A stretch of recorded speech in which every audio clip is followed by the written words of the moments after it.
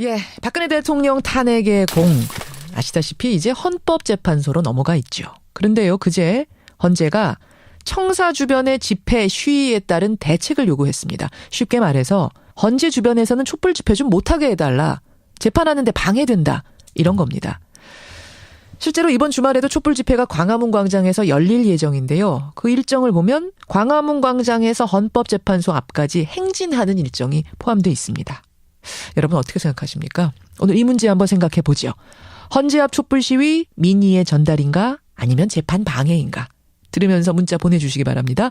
먼저 노희범 변호사 연결이 되어 있습니다. 노희범 변호사님 안녕하세요. 네, 안녕하세요. 노 변호사께서도 헌법재판소의 헌법연구관으로 근무를 하셨다고요? 예, 그렇습니다. 언제 하셨습니까? 1998년도부터 예. 지난해까지 이제 근무를 했고요. 지난해까지 예. 오래 근무하셨으니까 뭐 헌재에 돌아가는 모든 것들 다 파악하고 계시겠네요. 어느 정도 좀 익숙한 측면이 있습니다. 그렇죠. 그런데 헌법재판소 앞에 촛불 집회 시위는 좀 우려스럽다 이런 입장이시라고요? 예, 좀 바람직하지 않지 않나라는 생각입니다.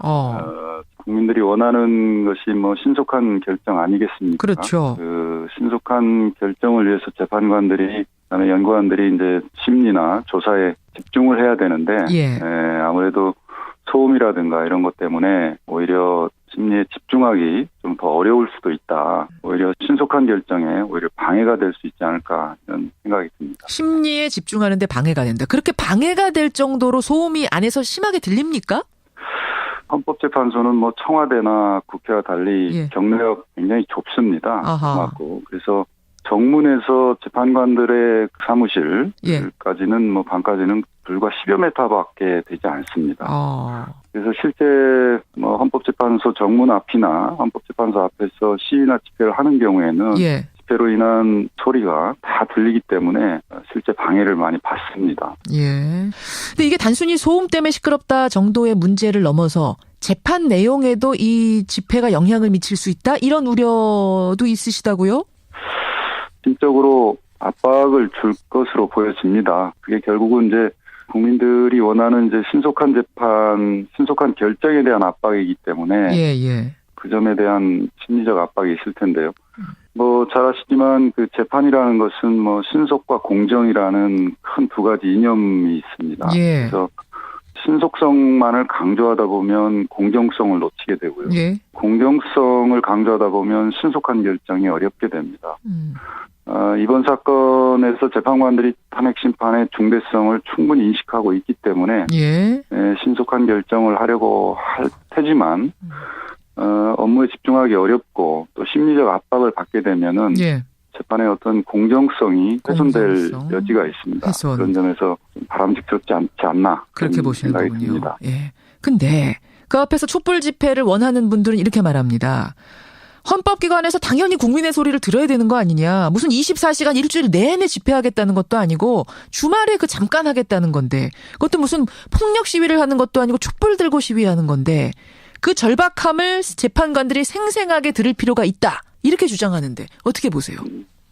국민들의 입장은 충분히 이해됩니다. 그리고 재판관들도 국민들의 목소리 결코 모르지 않을 겁니다. 모르지 않는다.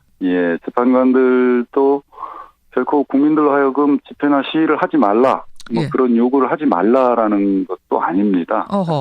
다만 그 신속한 결정이나 공정한 재판에 어떤 방해되는 요소는 안 해주는 것이 좋지 않느냐. 그런 차원이 아닐까 생각됩니다. 절박함을 모르는 건 아니고 절박함 외면하겠다는 것도 아니다. 다만 100m 정도면 괜찮겠습니까? 100m 넘어서만 하면? 뭐 법에 규정이 되어 있고요. 100m니까 그건 좀 지켜달라. 그러면 헌법재판소가 결국은 뭐 국민의 집회 시위의 자유를 보장하는 기관인데요. 그러니까요. 그런 정도는 헌재 재판관들로서도 이해되지 않을까 생각합니다.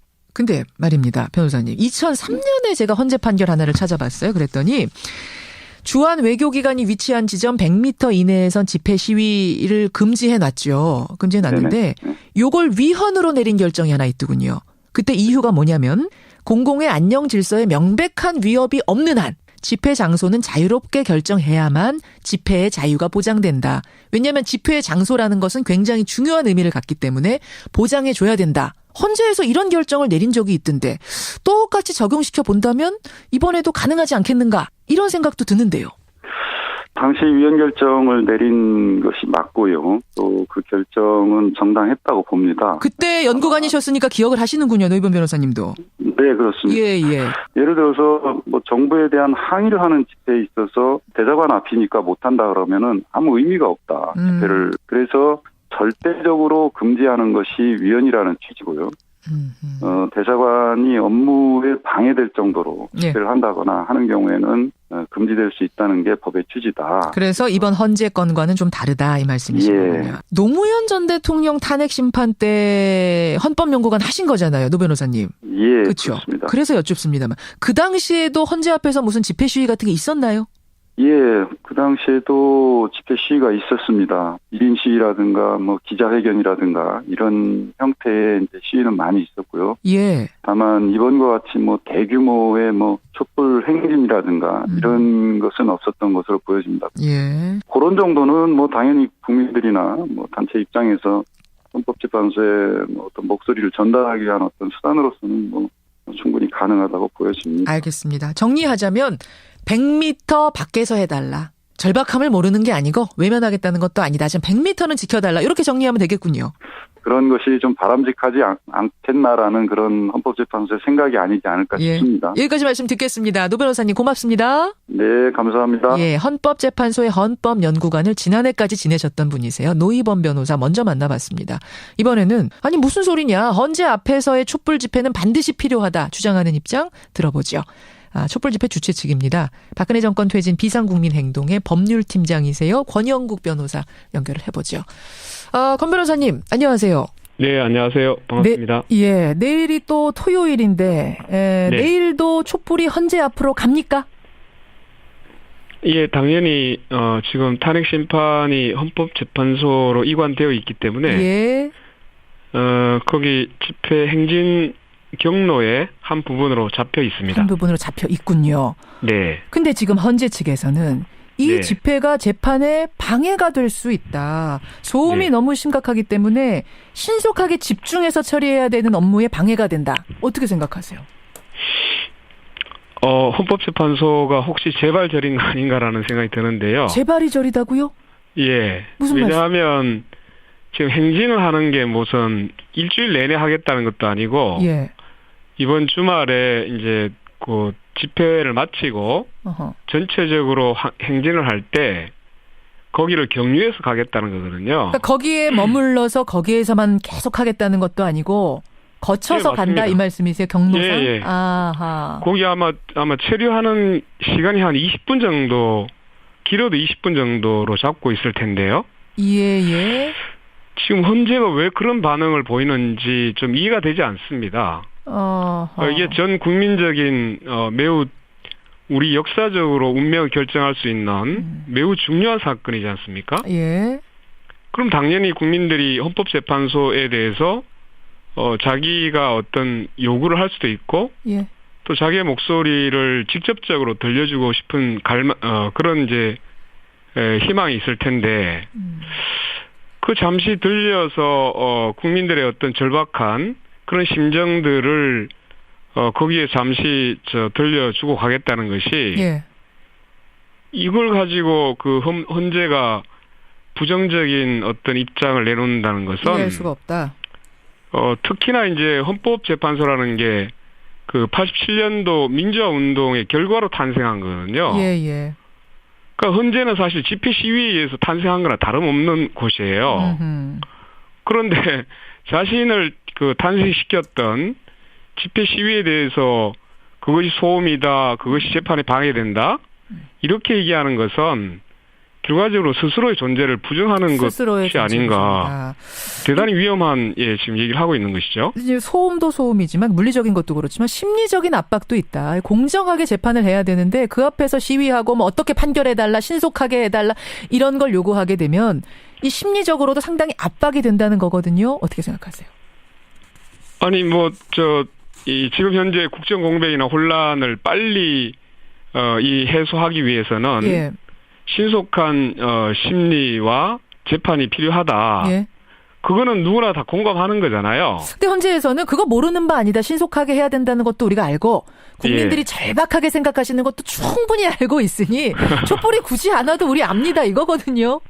아니 본인들이 그렇게 생각하고 있는 것을 예. 국민들이 촉구하는 건 왜 안 되는 건지 그건 이해가 또 안 되는 것이고요. 아하. 아까 얘기를 듣다 보니 뭐 공정성에 해가 될 수 있다 이렇게 얘기를 하는데 예.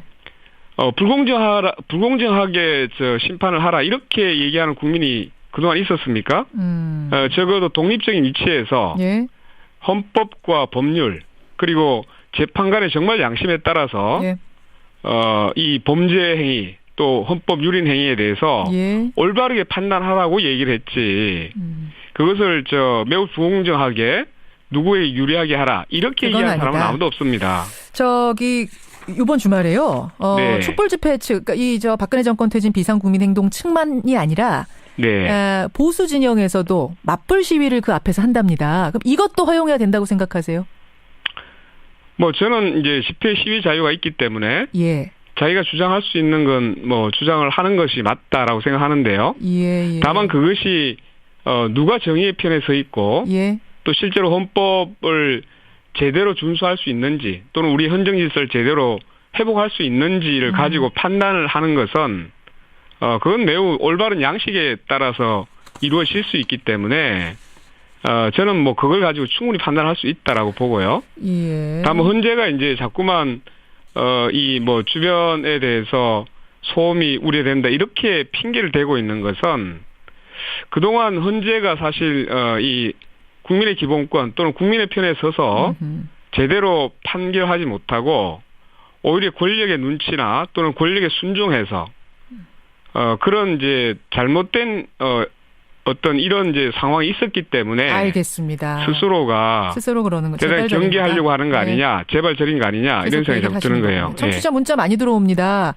네. 2632님 아니 이게 무슨 수능도 아니고 집중 요하는 것도 아닌데 왜 이 정도를 방해된다고 하시는지요? 하는 분이 있는가 하면 네. 4343님은 탄핵이 가결된 만큼 이제 국민들도 좀 냉정해져야 될 시기인 것 같습니다. 재판에 방해가 된다고 하면 굳이 가지 말자. 그게 오히려 더 지혜로운 걸 수도 있다. 이런 문자도 들어오고요. 네. 그런가 하면 김사라님 외에 여러분이 아이디어를 하나 주셨어요. 예. 헌재 앞에 가긴 가되 예. 침묵의 촛불 시위 어떻겠느냐. 침묵 시위. 이거 고려 가능합니까? 아닙니다. 그리고 거기 행진을 해 가는데 뭐 20분이나 굉장히 짧은 시간 이제 경과해 가지 않습니까? 예. 그것도 일주일에 뭐 길어봐야 1시간 내일 텐데 그건 사실 이제 헌법재판관님들도 예. 충분히 그때 스스로를 한번 제대로 성찰해보는 시간을 가질 수도 있지 않습니까? 그 20분인데 그 시간은 좀 이게 얼마나 내려놓으시고. 우리나라 헌법 질서가 파괴되고 이걸 다시 회복하는 과정에서 얼마나 중요합니까? 그리고 국민들은 오히려 헌법 제정 권력자입니다. 예. 헌법 제정 권력자들에게 이 헌법의 문제에 대해서 스스로 얘기하지 말아달라. 우리가 시끄러우니까 이건 정말 달리 얘기하면 주인에 대해서 다시 또 무례를 범하는 거라고 생각합니다. 저는. 알겠습니다. 네. 양측의 의견 여러분이 충분히 듣고 지금 판단하고 계시는데 제가 이제 언뜻 문자 올라오는 것만 봐도 좀 팽팽해요. 요거에 대해서 팽팽하네요. 제가 잠시 후에 정리를 해드리죠. 여기까지 듣겠습니다. 고맙습니다. 네. 찬성하는 쪽의 입장까지 들었습니다. 권영국 변호사였습니다. 하겠다는 것도 아니고 주말에 잠깐 하겠다는 건데 그것도 무슨 폭력 시위를 하는 것도 아니고 촛불 들고 시위하는 건데 그 절박함을 재판관들이 생생하게 들을 필요가 있다. 이렇게 주장하는데 어떻게 보세요? 국민들의 입장은 충분히 이해됩니다. 그리고 재판관들도 국민들의 목소리 결코 모르지 않을 겁니다. 모르지 않는다. 재판관들도 결코 국민들로 하여금 집회나 시위를 하지 말라. 그런 요구를 하지 말라라는 것도 아닙니다. 다만 그 신속한 결정이나 공정한 재판에 어떤 방해되는 요소는 안 해주는 것이 좋지 않느냐. 그런 차원이 아닐까 생각됩니다. 절박함을 모르는 건 아니고 절박함 외면하겠다는 것도 아니다. 다만 100m 정도면 괜찮겠습니까? 100m 넘어서만 하면 해가 될 정도로 소음이 안에서 심하게 들립니까? 헌법재판소는 뭐 청와대나 국회와 달리 예. 경력이 굉장히 좁습니다. 아하. 그래서 정문에서 재판관들의 사무실까지는 뭐 방까지는 불과 10여 미터밖에 되지 않습니다. 그래서 실제 뭐 헌법재판소 정문 앞이나 헌법재판소 앞에서 시위나 집회를 하는 경우에는 예. 집회로 인한 소리가 다 들리기 때문에 실제 방해를 많이 받습니다. 예. 근데 이게 단순히 소음 때문에 시끄럽다 정도의 문제를 넘어서 재판 내용에도 이 집회가 영향을 미칠 수 있다 이런 우려도 있으시다고요? 심적으로 압박을 줄 것으로 보여집니다. 그게 결국은 이제 국민들이 원하는 이제 신속한 재판, 신속한 결정에 대한 압박이기 때문에. 예, 박근혜 대통령 탄핵의 공 아시다시피 이제 헌법재판소로 넘어가 있죠. 그런데요, 그제 헌재가 청사 주변의 집회 시위에 따른 대책을 요구했습니다. 쉽게 말해서 헌재 주변에서는 촛불 집회 좀 못하게 해달라. 재판하는데 방해된다. 이런 겁니다. 실제로 이번 주말에도 촛불 집회가 광화문 광장에서 열릴 예정인데요. 그 일정을 보면 광화문 광장에서 헌법재판소 앞까지 행진하는 일정이 포함되어 있습니다. 여러분 어떻게 생각하십니까? 오늘 이 문제 한번 생각해 보죠. 헌재 앞 촛불 시위 민의의 전달인가 아니면 재판 방해인가? 들으면서 문자 보내주시기 바랍니다. 먼저 노희범 변호사 연결이 되어 있습니다. 노희범 변호사님 안녕하세요. 네, 안녕하세요. 노 변호사께서도 헌법재판소의 헌법연구관으로 근무를 하셨다고요? 예, 그렇습니다. 언제 하셨습니까? 1998년도부터 지난해까지 이제 근무를 했고요. 지난해까지? 예. 오래 근무하셨으니까 뭐 헌재에 돌아가는 모든 것들 다 파악하고 계시겠네요. 어느 정도 좀 익숙한 측면이 있습니다. 그렇죠. 그런데 헌법재판소 앞에 촛불 집회 시위는 좀 우려스럽다 이런 입장이시라고요? 예, 좀 바람직하지 않지 않나라는 생각입니다. 국민들이 원하는 것이 뭐 신속한 결정 아니겠습니까? 그렇죠. 그 신속한 결정을 위해서 재판관들이 그다음에 연구관들이 이제 심리나 조사에 집중을 해야 되는데 아무래도 소음이라든가 이런 것 때문에 오히려 심리에 집중하기 좀 더 어려울 수도 있다. 오히려 신속한 결정에 오히려 방해가 될 수 있지 않을까 이런 생각이 듭니다. 심리에 집중하는데 방해가 된다. 그렇게 그 점에 대한 심리적 압박이 있을 텐데요. 뭐 잘 아시지만 그 재판이라는 것은 뭐 신속과 공정이라는 큰 두 가지 이념이 있습니다. 그래서 신속성만을 강조하다 보면 공정성을 놓치게 되고요. 공정성을 강조하다 보면 신속한 결정이 어렵게 됩니다. 이번 사건에서 재판관들이 탄핵 심판의 중대성을 충분히 인식하고 있기 때문에 신속한 결정을 하려고 할 테지만 업무에 집중하기 어렵고 또 심리적 압박을 받게 되면은 재판의 어떤 공정성이 훼손될 여지가 있습니다. 그런 점에서 좀 바람직스럽지 않지 않나 그렇게 보시는 생각이 거군요. 듭니다. 근데 그 앞에서 촛불 집회를 원하는 분들은 이렇게 말합니다. 헌법기관에서 당연히 국민의 소리를 들어야 되는 거 아니냐. 무슨 24시간 일주일 내내 집회하는